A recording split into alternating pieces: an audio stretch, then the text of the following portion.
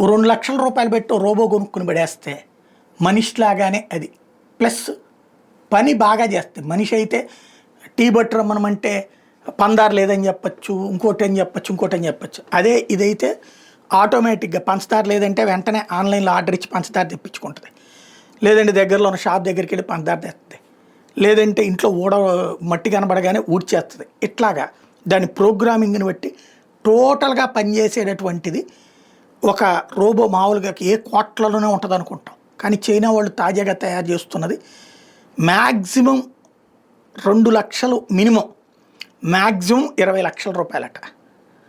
ఇది ఈ యంత్రాలతో పని చేసేటటువంటి పని అంటే లైక్ మన ఫ్యాక్టరీలో పనిచేసేటటువంటి వాటి అయితే 20 లక్షలట. ఇంటి పనులు ఇవన్నీ చేసేదైతే 2 లక్షల రూపాయలట. ఆ దిశగా అడుగులు వేస్తున్నారు, ప్రపంచ విప్లవం తీసుకురాబోతున్నారు. ఇది సక్సెస్ అయిందంటే కనుక ప్రపంచపు రూపురేఖలు అంటే రోబో సినిమా నిజ జీవితంలో మారిపోతుంది పూర్తిగా.